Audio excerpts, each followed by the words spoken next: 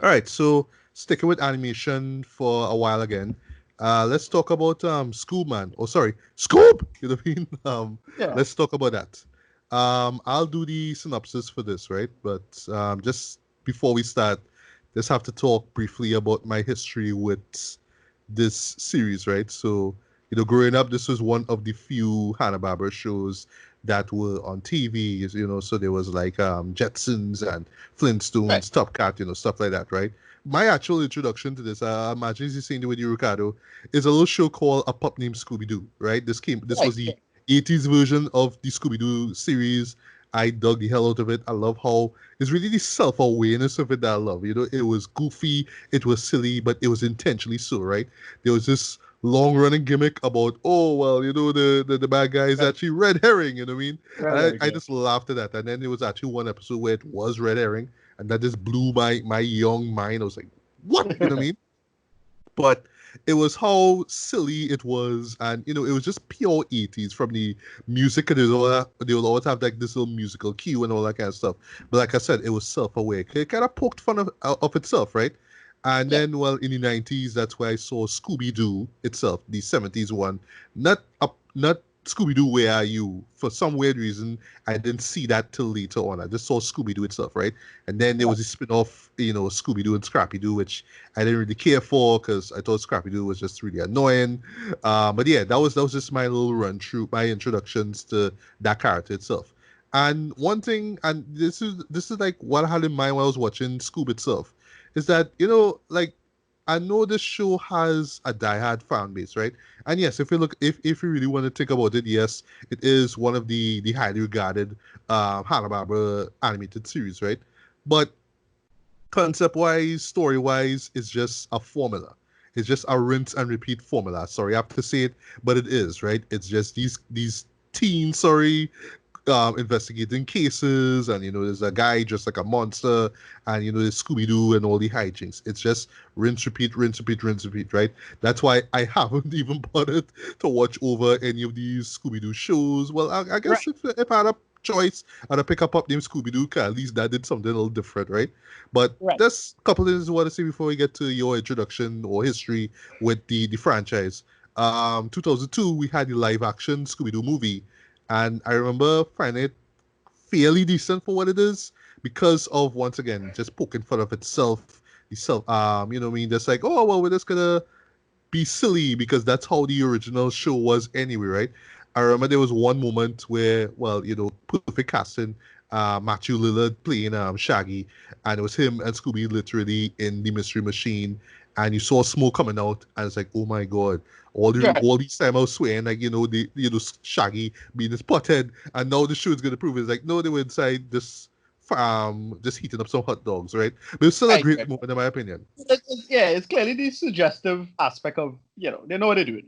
Exactly, exactly. And that's what I like about it. The self-awareness, poking fun of itself. Once again, it's just a rinse repeat show that they just making fun of, right? I Right. remember the villain actually being Scrappy Doo. I thought that was Right. smart. Like, Which I yeah, let's hated. just take this Yeah. character. I don't know, it's kind of stupid, but at the same time, it's like, yeah, well, because I didn't really care for Scrappy Doo, it's just like, well, okay, let him be that. Oh, big shock, right?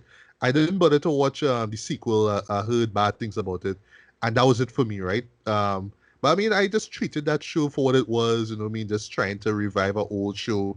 It's not the first time it's been done. I mean, we had Flintstones back in '94. Right. We still haven't gotten a Jetsons live action movie, but I mean, whatever. Which is something. Um, yeah, which is surprising. I mean, given where we are right now in 2020. But anyway, True. so True. last I want to say though, I haven't checked out anything Scooby Doo since then, since that first movie or second movie, Right. right? I know there were these direct-to-video ones. I know there was one with Scooby Doo meeting um, WrestleMania characters. Sorry, WWE characters. So I Yeah. remember Yeah. Weird. there was John Cena and Undertaker. I was like, what? And I was like, Yeah. okay, Yeah. this is where the franchise is. I don't even care. I don't even bother. Forget it. Let me move on with my life, right? At least with the 90s, Hanna-Barbera gave me stuff like Pirates of Dark Water and SWAT Cats. So at least I had that, right? But but the thing is now, with 2020 now, when the first trailer for Scoob dropped, I was like, okay, we're gonna do this, and it's from the same one animation group who gave us, the Lego Movie 1 and 2. So in my head, I was thinking, okay, is this gonna be more self-referential, kind of like what the Lego Movie was, but it's with Right. Scooby-Doo characters. With the second trailer they dropped, it's like, oh, we're gonna have this Hanna-Barbera universe thing going on. Like, okay, it's kind of interesting. I'm not sure if it'll work, but we will get to that when we get into the review. But yeah, Ricardo, your quick history of the Scooby-Doo franchise. Right, yeah. So I've roughly the same as you, which is most of Scooby-Doo is via syndication or with Cartoon Network or the pup named Scooby-Doo stuff, on I think TTT had it. Yeah, TTT had it. Yeah. Right. Yeah, that's pretty much it. So I just kind of was familiar with the material just through share syndication. And they said, oh, well, this series came out and that series came out. And, it had one point where it was just Scooby, Shaggy, and Scrappy, and that was terrible. And then they brought back Velma for 2 seconds. And it was, yeah, so like, yeah, where Fred and Velma, where Fred and Daphne, they're missing for some reason. And then they had, yeah, so they just keep doing a lot of things. And then, it had that great Johnny Bravo episode that was making fun of the whole thing, which was hilarious. Yes, I remember that. Right, but the thing is, right, so Scooby is a show that, I never was a fan of it per se, but it's one of those things that you learn to appreciate because, like, the whole thing was just, to me, it was just kind of the whole point was to teach skepticism. Like, oh, it's not about, monsters and ghouls. It's really some asshole who trying to scam insurance. It's always that. Mm-hmm. Right, so that's the thing. And one of the reasons I didn't like the live action movies because the live action movie went and actually did real magic. I'm like, what? Like, oh yeah, that happened. Yes. Right. And well, we're gonna address this in this review, but they never really, like, even though the show was always kind of skeptical and trying to debunk magic and whatnot, they never really addressed the number one thing that is the weirdest fucking thing about the Scooby-Doo universe, which is, well, how the goddamn dog talking. And yeah, that's true. Yeah, I felt the live action movie could have addressed that. Like, I thought the live action movie was going to do that. Like, oh, yeah, let us explain how the dog talking. This movie kind of does that, right? They kind of do it. They kind of say, oh, well, they're going to do this thing. And, like, all right, cool, that wasn't so bad. But yeah, that's just kind of me with Scooby-Doo. It's one of those things that I felt they could have done more. By the way, I never got into Mystery Incorporated. I heard that's one of the best, if not the best series. But I never got into that because, I was, like, too old by then. Yeah, well, same here too. Mm-hmm. Right. So to me now, I was into, that's pretty much it. So it had nothing else to say other than, oh, well, we could, what are you going to do with Scooby-Doo 40 years later or whatever it is. Because basically anybody who's like, in the mid-40s or whatever it is wouldn't remember these characters directly. And then you have people like me who only would remember it via syndication. So I only remember like all the extra stuff because they decided to bring in a bunch of extra Hanna-Barbera stuff and it's implied there's a bunch of like, movie universe things. And that's pretty much it. So we could get to the review now. Yeah. Let's do that. Right. So in a nutshell, Scoob starts off with young Shaggy who, through some circumstances, meets Scooby himself. He actually names him Scooby-Dooby-Doo. There's a nice little joke where the guy chasing him, or the cop chasing him, actually asks for the dog's middle name. I thought that was really funny, actually. Then you're gonna say, sorry? No, yeah. Like it started off good, Like I was like, oh, if this is going to be the humor for the whole thing, I was like, all right, good. This looking all right. Yeah, but from the trailer, I knew that it wasn't going to be just about the relationship between Shaggy and Scooby. Eventually, Shaggy runs into Fred and Daphne and Velma. Actually, ironically, during the night of Halloween, which kind of makes sense. You know what I mean? They solve the first case, and then we get a nice montage of them growing up and forming Mystery Incorporated and all that stuff. Identical to the opening of the show, the original opening. Yes. Well, the theme song, the iconic theme song actually that they remade at the show. It's the same like animation, all the same monsters and they cut it almost identical to the original opening. Yeah, which was really cool. Yeah. So cut to 10 years later now, they pretty much established now.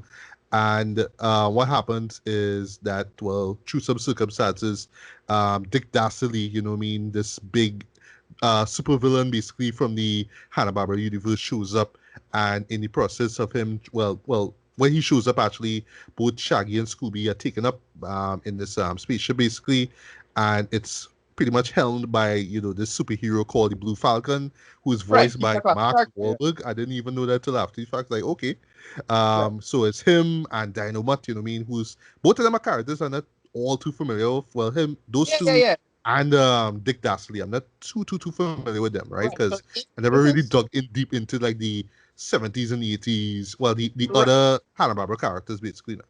Right. So I was mostly from that's the thing. I'm familiar enough with this to know. Well, you finish your point. Yeah. Okay. Right. So basically, the whole mission. Well, the what's going on is that Blue Falcon's out to find Dick Dastardly because he's looking for three large prehistoric dog heads, and the idea is that Right. if he gets all three, it will unleash the Cerebrus, right? And it's this big thing about opening this dimension, and it's basically to find Dick's the dog that he what's the name of the dog again? But Muttley, right. Sorry about that. Yeah, basically to find Muttley who goes missing because of circumstances. And while all this is going on, Shaggy and Scooby's relationship kind of is tested basically because it's like, well, Blue Falcon believes that Scooby-Doo basically has the key to save the world basically, and that kind of affects Shaggy because like, oh well, now you don't want to be friends, you know what I mean? Which at first I was like, okay, why are you acting like this for? But then because the whole friendship thing that's always been a big thing with the two characters, it kind of makes sense, right? And of course, while all this is going on, Fred, Velma, and Daphne trying to figure out what's going on, and they eventually get roped into this adventure as well. And we have a couple of cameos here or there that show up. One in particular that kind of make no sense at all. Another one where I was like, okay, this is one of my favorite Hanna-Barbera characters, but that voice though, which I'll get into. And yeah, yeah. that's pretty much Scoob in a nutshell. So Right. Ricardo, thoughts on honest thoughts, sorry, on Scoob. I it was so bizarre. I kind of hated it, frankly, because okay, here's the thing: these Scooby-Doo, all the Hanna Barbera material, so much time has passed. Like I don't know anybody who give a shit about this now. So like the changes they made a bunch of like bizarre changes for all the characters. Like character-wise, none of it made sense to me. Right? Like so, the two most noticeable I'd say is Dynamite and well, they invented a brand new character for this Black Girl character, which I don't understand who she is exactly, Yeah, but here, whatever. here, here's the thing though. It's only after the fact I read up who she was, right? So she actually is part of a show that I never really got around to watching. That would be the Teen Angels basically. That would be like Oh, Captain Caveman's series. But because I oh, never watched that series, I just know but Captain Caveman as a side character in a show. I never watched the Captain right, Caveman Teen Angels series. I was like, wait, who's this chick? You know what I mean? right. I didn't make that connection because I only know about Captain Caveman and Son. That's the show I'm familiar with, right? In terms Yes, of yes, yes. That's the one I know. That's the one I know. Yeah, right. So for me now, I it was not a problem.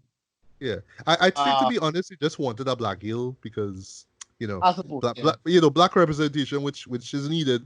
But she is literally the only black character in the show. Like swear to God. Right. Well, Velma, it's implied Velma is Hispanic in this. Apparently, I know. Yeah, because Gina Rodriguez, respect to Gina, Right. is voicing us. It's Right. like okay, all right, respect, cool, whatever. Right. So my attitude was, look, if you get the characters kind of right, or at least you have the characters in spirit, you can make it work. And they didn't really do that. And again, the two characters they changed Captain Caveman kind of, well, the voice. I thought what they did with that was like really lazy. Yeah, And yeah, then and the voice actor they got fit, by the way, was Tracy Morgan, who I have no that's problem the with, thing. but he's just not Captain Caveman, Dread. Even right down to the yell, I was waiting for it because I love the Yeah, yell, I love the Captain Caveman stuff, right? When I hear it, I was yeah. like, bruh, Like, no, right. no. So I, What was I that?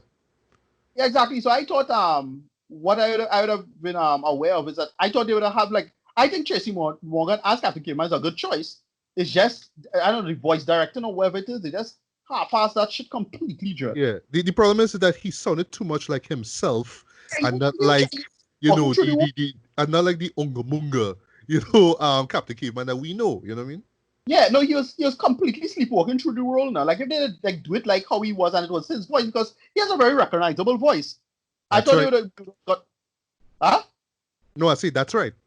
Yeah. I thought it's like, all right, cool. You could pull that off. And they just had him sleepwalking through the world. It was terrible. Then they changed Dynamite. So in this, okay, so the original Blue Falcon Dynamite, both of them supposed to be is that kind of play on Batman and Robin kind of jokey thing, but they make a big like Dynamite supposed to be like kind of a joke, the joke character now, because he's supposed to be Right. like this kind of like a kind of dog version of Inspector Gadget, right? He's supposed to be kind of Yeah. dotish, but you have all these powers and so and so. In this, they make him the serious one. I was like, what? Yeah. Why? And they had this thing with Blue Falcon being the son of You're the right. original one, and he didn't think he could live up to his father's name, and Yeah, all I don't have a which problem. which I Right, get, but at the same time it's right. like, because I'm not familiar with the characters, it's like, well, okay, clearly this is not how he was, but still, are they really paying tribute, like really staying true to who the character is, or just make this change because 2020? I don't know. I don't have a problem with that, but you still should have like it would have been great if they had like why have Dynamite so serious now? I didn't get that at all. That didn't make Right. any sense to me. Like I didn't get that like what it was supposed to subvert the joke. Like, well, they were serious, they switched places in terms of seriousness. I didn't get that at all. That just didn't make any sense to me. Whatever. Um they decided to just mash together a story. As I said, it's in some ways concept wise it was supposed to be what the original live action movie should have been anyway, in my opinion. So I didn't have a big problem with any of it in that way. Because it's like, yeah, that's kind of what they should have done in terms of the reveals and the plot lines and whatever it is. But then they decided to go with Dick Lastly and Muttley as the villain. It's like, what? What? Why do that? He not really related to any of that. Like they make him this outright villain. That wasn't clear to me. It was really bizarre in terms of like the choices they made in terms of the like the plot itself Mm-hmm. and who they could have done like the robots and like it. I showed out a bunch of like deep cuts and whatever it is that I just missed, and I could be suffering from the fandom not remembering stuff correctly. Like you get to see with a lot of Star Trek, for example, Yeah. but it just didn't work. I just find this movie just didn't work for me. It was just kind of trash. It wasn't funny. It wasn't, it started off okay and had a couple jokes, but overall it was like, oh, this is just kind of boring and dotish. Well, And well, well. Here's the thing, Ricardo. Right. Well, oh, you finished? yeah, go ahead. Okay. All right. Well, here's the thing. Right? Here's what might surprise you, Jared. I kind of like the show. Kinda. Okay, Here's the reason why. Because I was never the biggest Scooby-Doo fan, and like I said right, before, this rinse repeat thing. So I at least applauded the fact that they wanted to do something different. They wanted to be a little bit more up to times, contemporary and stuff like that. However, though, the datedness of it really does show. It really does feel right, like something that could have happened back in like 2010, you know what I mean? And it's funny that the right, story actually starts in 2010, right? But yeah, you know what I mean? Last decade, this would have worked, excellently, But now it right. just feels like a little too late. You know what I mean? Like the intention, the good intentions are there. Don't get me wrong, it's there, right? You could see it. You could tell they really wanted to pay tribute to the source material. They wanted to kind of take some, you know, popular characters from the Hanna-Barbera universe and put them on big screen for the first time ever. You know what I mean? So you could tell Right. that there was some effort put into it. My thing is just like it just feels like a little too late in my opinion. You know what I mean? Okay, so Um, yeah, my 2 cents about this is that I felt they could have stick to the kid stuff. Like they should have just done a Pop Movie Scooby Doo and keep that storyline instead of having adult Scooby. yeah. Well, That Teen was- Scooby and them. Yeah, well.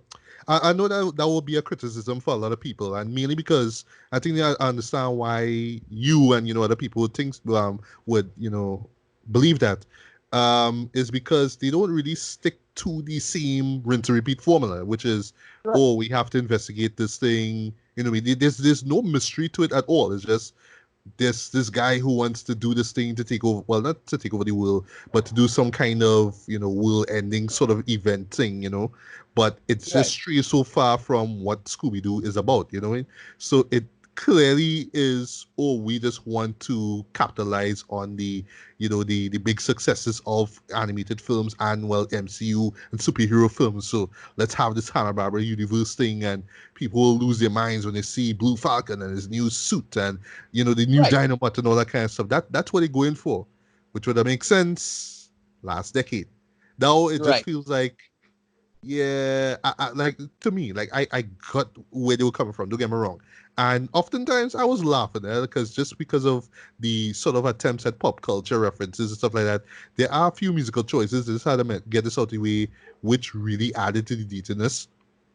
One in Yeah. particular is an Outcast song. I'm not gonna say what it is. I don't want to, Right. because when they brought it into the show, I was just like, It's wait, but pointless. it's 2020. We doing this, bro?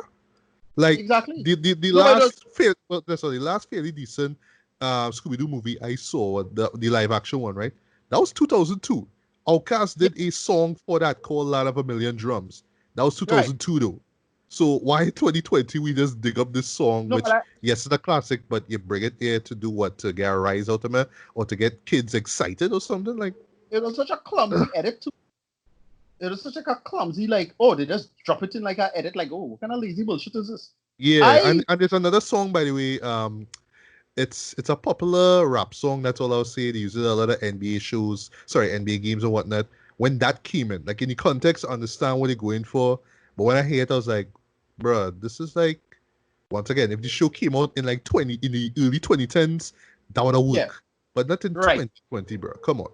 Once again, but all I'll say is that it felt also a lot of the animation felt cheap, so you're wondering if they did this in China or something. Oh, Again, I don't have a you found the animation was cheap. yeah, a little bit. Like it looked good, but I find like certain things like facial animation, it looked like it reminded me of White Snake. Now, remember I reviewed White Snake? Yeah, Have yeah, that yeah. like to have that just that missing polish. And I'm wondering like if they do this in China or something along those lines. That I know what's going on there.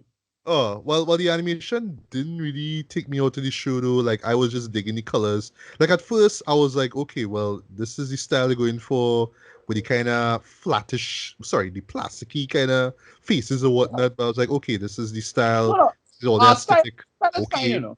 whatever. Yeah, art style is perfectly fine for me, but the animation, just like, oh, what? What's Okay, the animation itself. All right, all right, all right. yeah, yeah, Just a couple things before we get to it, right? So while I was watching this, I was imagining, okay, okay, would I have enjoyed this if it was in theaters? And to me, the answer is yes and no. no. Here's why. Yes, because of how over the top and audacious everything is. Like, you could tell that they were real swinging for the fences, with this one. Like, they didn't want this thing to be like the biggest, well, one of the biggest summer blockbusters here.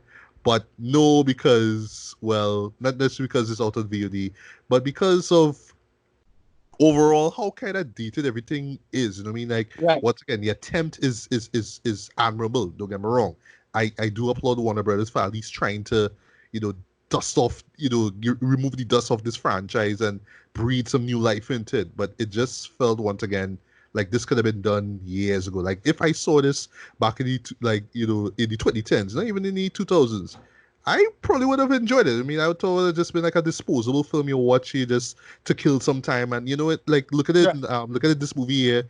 I would have watched it if I just had nothing to do. Like, if I was in theaters, sorry, in cinema, I had like a hour and a half to kill. I would have watched it. So I would have Okay. come out of it not feeling bad. But once again, it's kind of disposable. You know what I mean? Right. Similar to like how the formula of it, the whole rinse repeating.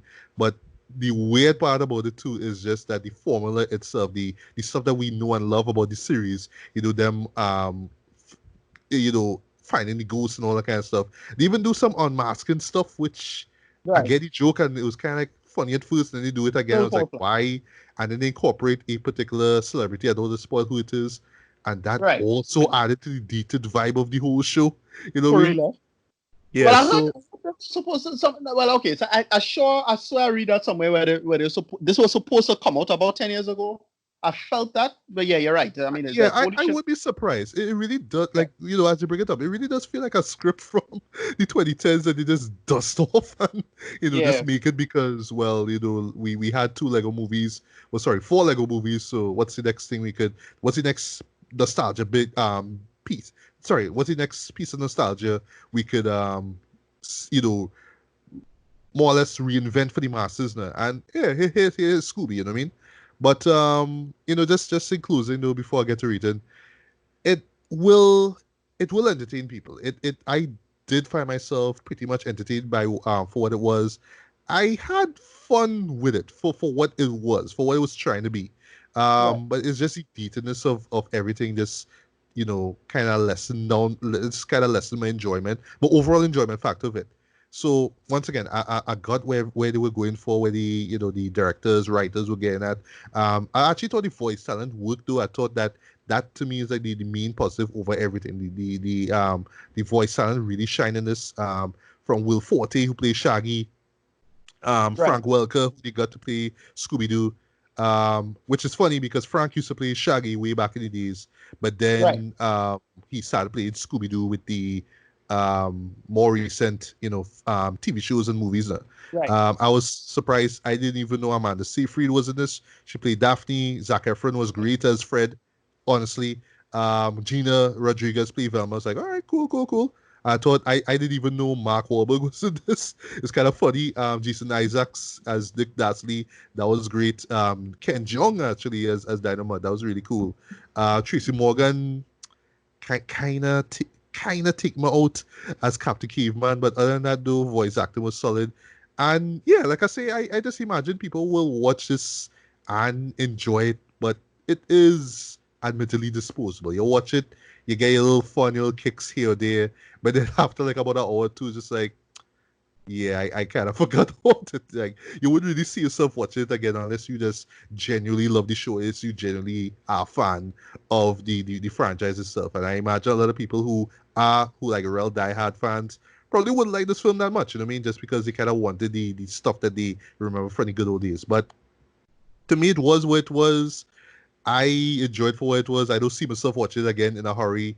So that's why I'll just give it decent 3 out of 5, man. It was alright. It was alright for what it was. If you like, family friendly animated movies, go check it out. It's harmless. But if you expect this show to be like a true, tribute basically to Scooby Doo, you won't you probably will be disappointed by it, right? At Right. the end of the day, I do applaud the fact that you want to make this franchise relevant again, but still, this easily could have been done, years ago. That's all I have to say. Right. So yeah, Yeah. Ricardo, last words written on Scoob. Yeah. For me, I this was like Batman Ninja. Remember that? What was oh, sorry, I was thinking Lego Ninjago for some reason, but yeah, No, no, Batman Ninja where, oh my gosh, right. whew, It that started was off bad. okay. That was bad. Yeah, when But it yeah, started but off, it started off okay, but then it just, they whew, make all these weird ass choices. yeah, yeah. It's that. It's that for me, in my opinion. It just didn't. This didn't work for me at all. I like I get some of the decisions I was made, but it just falls so flat. The script was alright. I didn't really have a problem with any of that, but because they did the thing that I wanted them to do in the first film. But yeah, this didn't work for me at all, Joe. I this fell flat. I'd give this one. I don't know. Well, barely rent it. It just fall flat. I just couldn't get into this one. Sorry. Yeah, So no, that's no, about it. it's understandable. It's understandable. Like I say, this show has already divided, critics and fans already. You know what I mean? And I think maybe it's because people just kind of, with the formula itself that we know, you kind of expect this thing, and instead you get this other thing, which once again, like I say, Right. is admirable, but just feels like a decade too late. You know what I mean? Like Yeah. you're now trying to catch up on the craze. You know what I mean? On the I big felt they could have. blockbuster crazes. I felt Yeah, I felt they could have. What they could have done is again. To me, they should have kept it to the kids realm of things. That would have worked, Uh, in my opinion. I felt that would have worked personally. yeah, it Like so, probably would have in kept it to retrospect. the kids. Yeah, Yeah, but whatever. It's up to them. It's whatever. yeah. Last thing last though, I don't know if we're gonna get a sequel to this. Right. Um, Oh, I don't know. it's possible. I see it possible, but who knows? It might be a. I don't wish any ill will on the crew members behind this, but hey, it might end up being a direct to video, man. You know what I mean? Who knows? Right. But yeah, I don't think this will be the last you'll see of the Scooby Doo franchise, but it's a decent enough attempt. But once again, is the source material itself. So take it however you want to, and yeah, Yeah. that's it. And then in the end, they clearly wanted to do extra stuff because they saw the credits. The credits had a bunch of other Yeah, a bunch of like cameo characters that show up. Gorilla, right? Yeah, Right. but 2020 though, like they. But anyway, like I say, if you're interested, check it out. If not, if it doesn't look like your cup of tea, yeah, skip it.